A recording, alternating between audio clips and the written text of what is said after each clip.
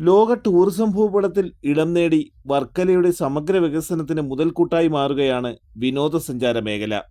ശാന്തമായ കടലും വിശാലമായ മണൽപ്പരപ്പുകളും ഉയർന്ന കുന്നുകളുമാണ് സഞ്ചാരികളെ ഇവിടേക്ക് ആകർഷിക്കുന്നത്. മുൻകാലങ്ങളിൽ വിദേശ സഞ്ചാരികൾ മാത്രം എത്തിയിരുന്ന ഇവിടം ഇന്ന് ആഭ്യന്തര സഞ്ചാരികൾക്ക് പ്രിയപ്പെട്ട ഇടമായി മാറി. ദീർഘവീക്ഷണമുണ്ടായിരുന്ന നിക്ഷേപകർ വർക്കലയിലെത്തി റിസോർട്ടുകളും ഹോട്ടലുകളും ഹോം സ്റ്റേകളും സ്ഥാപിച്ചതോടെ ടൂറിസം മേഖല നഗരസഭാ അതിർത്തിയും ഭേദിച്ച് സമീപ പഞ്ചായത്തുകളിലേക്ക് വരെ എത്തി നിൽക്കുന്നു.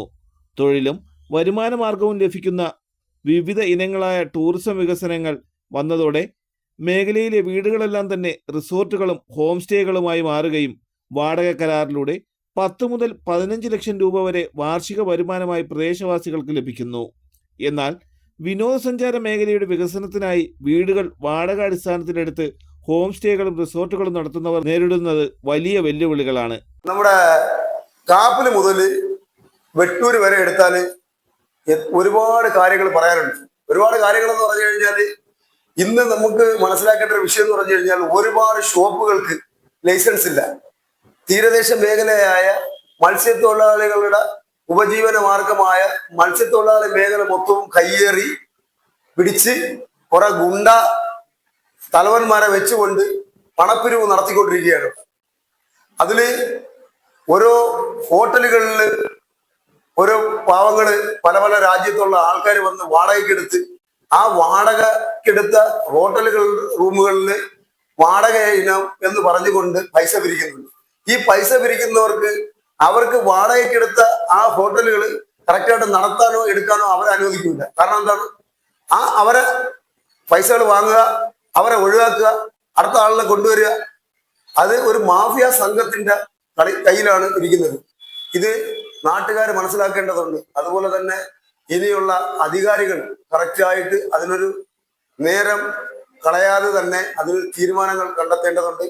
കെട്ടിടങ്ങൾക്ക് 10 ലക്ഷം വരെ വാടക നൽകി വിനോദസഞ്ചാരികളെ ആകർഷിക്കുന്ന തരത്തിൽ മോടി പിടിപ്പിക്കുന്ന നിക്ഷേപകർക്ക് ദല്ലാളന്മാരുടെ ഇടപെടലുകൾ മൂലം വാടക കരാർ പുതുക്കി നൽകാത്ത അവസ്ഥ നിലനിൽക്കുകയാണ്. ഇക്കാരണത്താൽ മുടക്കു മുതൽ തിരികെ ലഭിക്കാതെ വലിയ സാമ്പത്തിക നഷ്ടം സംഭവിച്ച് മേഖലയിൽ നിന്നും പിൻവാങ്ങിയവർ നിരവധിയാണ്. പുതിയ കരാറിലൂടെ ദല്ലാളന്മാർക്ക് വരുമാനവും കെട്ടിട ഉടമകൾക്ക് മുൻ കരാറിനേക്കാൾ 20% അധികം തുകയും ലഭിക്കുമ്പോൾ ലക്ഷങ്ങൾ ചിലവഴിക്കുകയും സർക്കാരിന് നികുതി നൽകുകയും ചെയ്യുന്ന കരാറുകാർ പിന്തിരിഞ്ഞ് മറ്റൊരിടത്തേക്ക് മാറുകയാണ്. കടലിലാണെങ്കിൽ കടലില് കുറച്ച് വള്ളങ്ങൾ മറ്റു കൊണ്ടിട്ടേക്കുന്നു. ഒരു ലൈസൻസും ഇല്ല, ഒന്നുമില്ല. ആ വള്ളത്തിന്റെ പേരിൽ മറ്റുള്ളവർക്ക് മത്സ്യത്തൊഴിലാളികൾക്ക് പോകുന്നവർക്ക് പോലും ബുദ്ധിമുട്ട് വരുന്നുണ്ട്. അവരവിടെ കാണിച്ചു കൂട്ടുന്നത്. ഇതൊന്നും ലൈസൻസ് ഉണ്ടോ? ഇതിലൊക്കെ ലൈസൻസ് ഉണ്ടെങ്കിൽ ആ ലൈസൻസ് അധികാരികളെ കാണിക്കണം. ലൈസൻസ് ഇല്ലാത്ത രീതിയിലാണ് ഇതെല്ലാം പ്രവർത്തിക്കുന്നത്. നമുക്ക് മനസ്സിലാക്കാൻ കഴിയുന്ന എന്തിനാണ്? അവിടെ നടക്കുന്ന വിഷയങ്ങൾ എല്ലാം കമ്മീഷൻ വ്യവസ്ഥയിലേക്ക് പോവുകയാണ്. എന്തെങ്കിലും ഒരു ബിൽഡിംഗ് കെട്ടണമെങ്കിൽ ആ ബിൽഡിംഗ് കറക്റ്റായ നിലയിൽ കെട്ടി അതിന്റെ ടാക്സ് എവിടെ കിട്ടണം? ഗവൺമെന്റിന് കിട്ടണം. അത് കിട്ടുന്നില്ല. അത് നേരെ നടന്നാൽ മാത്രമേ അത് ടാക്സ് ഗവൺമെന്റിന് കിട്ടത്തുള്ളൂ. ഒരു ഷോപ്പ് തന്നെ ചെയ്യുന്നത് ആ ഷോപ്പ് കറക്റ്റായിട്ട് ചെയ്താൽ മാത്രമേ അതിന്റെ ടാക്സ് ഇനത്തിലുള്ള പൈസ ആർക്ക് കിട്ടത്തുള്ളൂ? സർക്കാരിന് കിട്ടത്തുള്ളൂ. ഇതെല്ലാം കറുത്ത കൈകളിലൂടെ അങ്ങോട്ട് സൈഡിലോട്ട് മാറിക്കൊണ്ടിരിക്കുകയാണ്. അതല്ലാത്ത രീതി ഗവൺമെന്റിന് കിട്ടുന്നില്ല. ഈ ഒരു കുത്ത് അഴിഞ്ഞ പരിപാടി വർക്കല നടക്കുന്നുണ്ട്. ഇതിന് ഒരു നടപടി എത്രയും പെട്ടെന്ന് തന്നെ ഗവൺമെന്റിന്റെ ഭാഗത്തു നിന്നും അതുപോലെ തന്നെ പോലീസ് മേധാവികളുടെ ഭാഗത്തു നിന്നും എത്രയും പെട്ടെന്ന് തന്നെ ഇതിനൊരു സൊല്യൂഷൻ കണ്ടെത്തി. പിന്നെ കഞ്ചാവിന്റെ വിവരം പറയാൻ കാര്യമില്ല. കഞ്ചാവ്, ബ്രൗൺ ഷുഗർ എന്നിവകളൊക്കെ വല്ലാത്ത കുത്തൊഴുക്കുകൾ നടന്നുകൊണ്ടിരിക്കുകയാണ്. ഒരുപാട് കുട്ടികൾ നഷ്ടപ്പെട്ടുകൊണ്ടിരിക്കുകയാണ്. എന്തായിരുന്നാലും നമ്മുടെ പുതിയ മന്ത്രി പറഞ്ഞിട്ടുണ്ട്, അതിനൊക്കെ ഒരു നടപടി എടുക്കുമെന്ന് പറഞ്ഞിട്ടുണ്ട്. അത് വളരെ ഒരു ആശ്വാസകരമാണ്. തീർച്ചയായും അതിനുവേണ്ടി ഞങ്ങളെല്ലാവരും വെയിറ്റ് ചെയ്യുകയാണ്.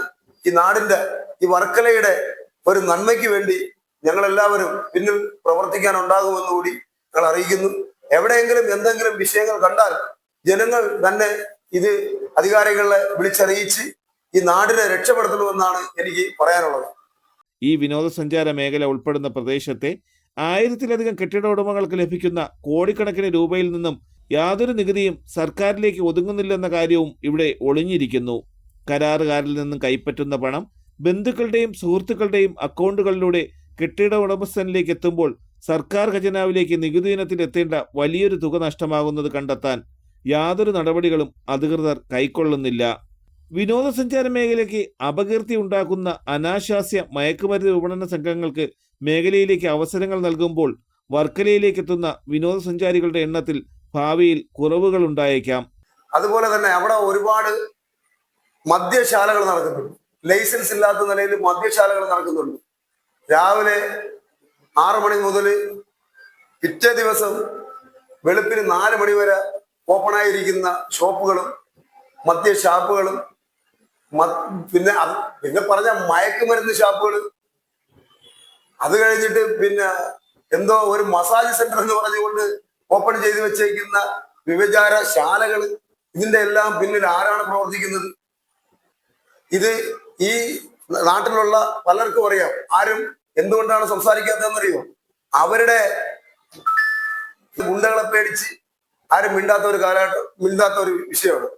കേരളത്തിലെ മറ്റു പ്രധാന ടൂറിസം കേന്ദ്രങ്ങളിലെല്ലാം വാടക വ്യവസ്ഥയിൽ വ്യക്തത നിലനിൽക്കുമ്പോഴും വർക്കല മേഖലയിൽ യാതൊരു വ്യവസ്ഥയും ഇല്ലാത്ത സാഹചര്യം നിലനിൽക്കുകയാണ്.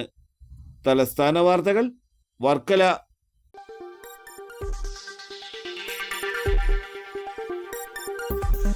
ഈ വാർത്തകൾ നിങ്ങൾക്കായി അവതരിപ്പിച്ചത്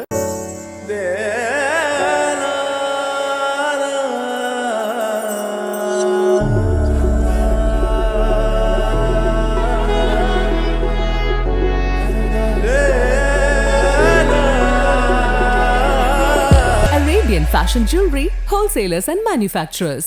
ആറ്റിങ്ങൽ, പോത്തങ്കോട്, ആലങ്കോട്, തൃശൂർ, ദുബായ്. അതിരുകളില്ലാത്ത ആത്മബന്ധം.